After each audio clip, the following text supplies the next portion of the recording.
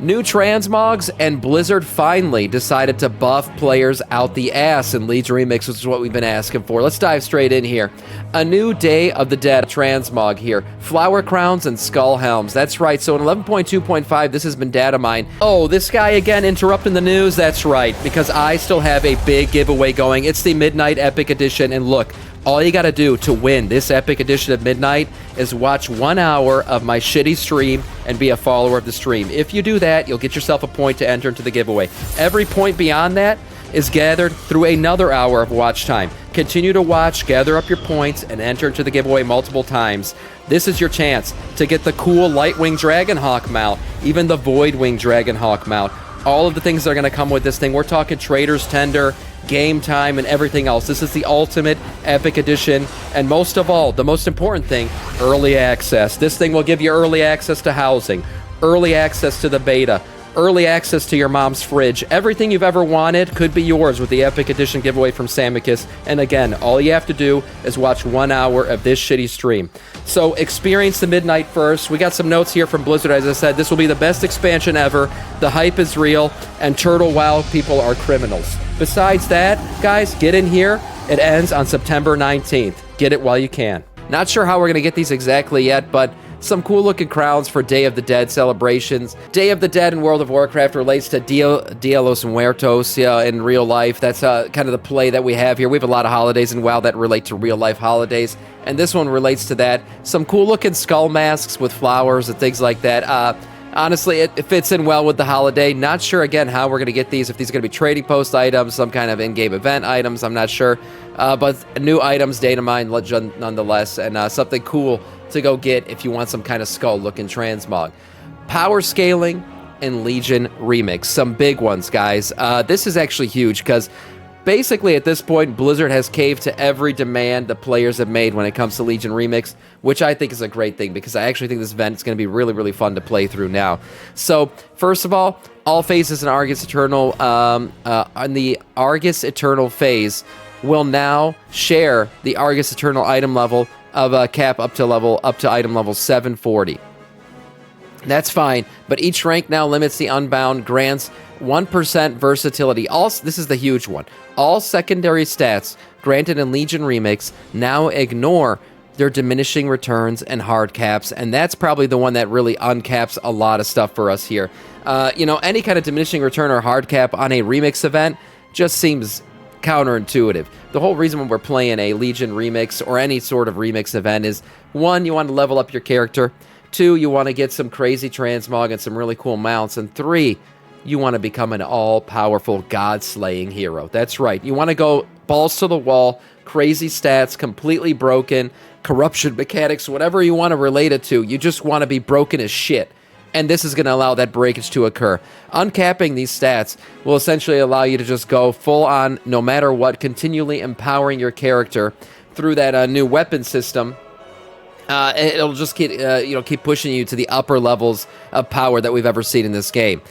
They've also done a few other things with some mobs, increasing the rate of infinite power gains for all levels of knowledge. So again, another thing, you're going to be upgrading your weapon that much faster. And again, it is uncapped at the end. You can just continually upgrade the final abilities on your weapon, making you more and more powerful as those upgrades continue to build up. They've also increased the rate of earning high rarity epoch mementos and cache of the infinite treasures, dungeon bosses, and raid bosses. So again, more rewards, more stuff to be able to upgrade with, and more things to go buy stuff with as well. Increase the duration of the time warp obelisk buffs. So these are buffs, these obelisks that you can find throughout the world. You click on them and you get a big buff, again, putting you kind of into a god mode here. They're increasing the duration of all of them, so that's good to see. More empowered stuff to do, more fun to be had for sure. Nerd, yeah, I am nerding out a little bit on this. I'm kind of excited for Legion Remix. I am. I think, Legion was a great expansion to play through, so there's some nostalgia involved there. But also, the items look really good. The transmog looks really good. And I'm excited to see what I can do on a Blood Decay in this Remix event. I want to see how survivable I can become in terms of the ability to just pull the biggest mobs ever seen and just not be killed. Just become completely unkillable. Besides that, Fell Trickster's damage has been increased by 33%. They've reduced the health of quest bosses and rares in heroic world tier by up to 40%. So, yeah, making mobs more killable more quickly, sure, why not? Make us more powerful again. Several achievements which were character-specific are now account-wide, implemented numerous bug fixes, and talked to Bran Bronzebeard after completing the introductory quest to skip ahead to power levels obtainable through otherwise significant efforts. So, there you go. I guess there's a skip now involved if you do this more than once. It's probably like some kind of alt skip or something if I had to guess, but also a nice little add in there. Again, Blizzard caving into the demands here. We've seen a bunch of changes recently. We saw the split of currencies not too long ago between bronze and other things, so basically empowering your weapon is not going to cost you a transmog or a mount anymore. And then these things coming in with the changes to player power, increasing everybody's abilities, uncapping things. I mean, that's what you want to see. You want to see a remix event that's completely uncapped and helicopter dicking your way through everything that was Legion. Very, very cool. Blizzard reworking the WoW shop. No surprise here. I'm going to show you guys this. A little preview of what the new WoW shop will look like. Looks like Mr. GM ended up seeing it. There's a new animation for this. Oh, this is blurry as shit. But you'll see that little hanging WoW logo there as you enter the shop. Yeah, cool little intro there for the WoW shop. Look, the WoW shop, this is a better screenshot of what it's going to look like. It's going to become very important. We all know this. I've talked about it a little bit here and there. Player housing is a great thing for people who've been wanting it. It's a cool thing for achievements. It's a cool thing, a cool way to show off your, F-tier quality. A cool way to show off your items that you've gathered in the game, your achievements that you've had since vanilla and all that stuff. But I've said this before, the way that they pitch this for sure to the C-suite, because the amount of effort that went into player housing, it's very evident that they put a lot of dev power behind this thing. And the way that they got it done, for sure, is they pitched this up to the very, very top and said, look, player housing, the players have wanted it for a long time. And we promise you, if we put things on the WoW store related to player housing, you are going to make a shit ton of money. I'm talking $12 chairs, $30 bookshelves. Give them a big chandelier with Zalateth's feet hanging off of it, and you're going to be able to charge them $80 for this thing. I mean, it's going to be WoW shop shit everywhere. And yes, I'm sure everything that's in the house, or mostly a lot of the things in the house, are going to be obtainable through, just achieving things through the game, which is fine. But we've already seen it with the Epic Edition of the game. You're getting player housing items related to paying more money for the Epic Edition, and that's going to continue to happen here. We'll see all kinds of packages. I'm sure we'll even see trading post items related to player housing. So there's going to be tons of ways Blizzard's going to make money off this thing. Again, that was the pitch, and if anything comes positive out of that, it's that, you guys finally got player housing at least, so that's the thing. But yeah, no surprise here. They're reworking the in-game store.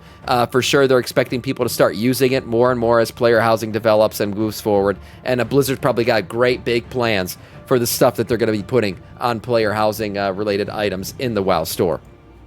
Moving on to the final item of the day, your looks at your DPS charts, S tier, B tier, A tier, C tier. Looking at it all here.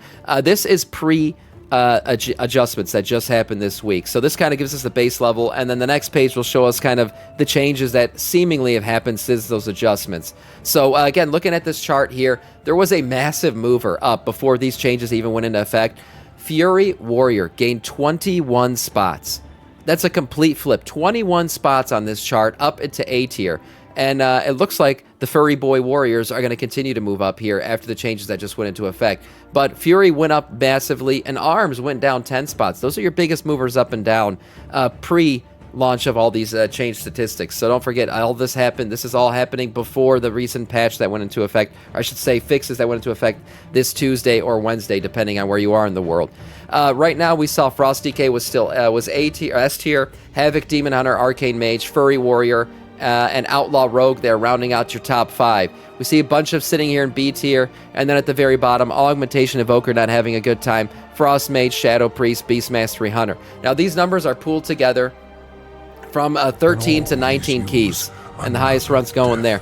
Nice. Thank you, Cyclone. Thank you for the sub, man. Prime in here. Welcome, Death Knight of our Scourge. I appreciate that.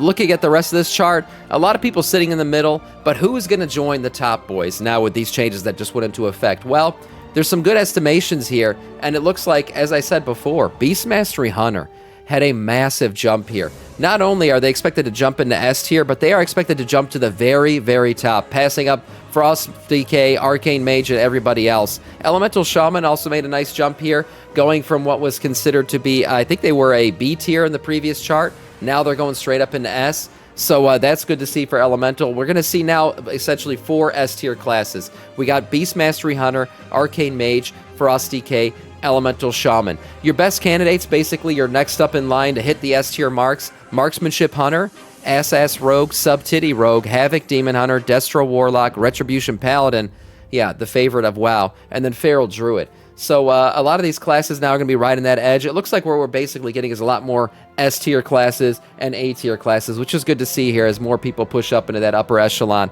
Blizzard trying their best to balance this stuff, but balancing never really happens properly in this game. Beast Mastery Hunter, again, a massive mover. We're probably going to see something in line of what we saw with Furry Warriors here. Where were they on this chart previously? Beast Mastery Hunter was a C tier. So in order to move up all the way, they would have to make a bigger move than Fury Warrior did. Based on this prediction, they would be moving up 23 spots. 23 spots, essentially all the way up to the first spot. So that's a massive move. We'll look at the end of the week, once the week closes out next reset, and see where everyone actually stands. But I would say these predictions are going to hold true. I've been seeing a lot of good stuff about Beast Mastery Hunter. So there it is. That is all in terms of news.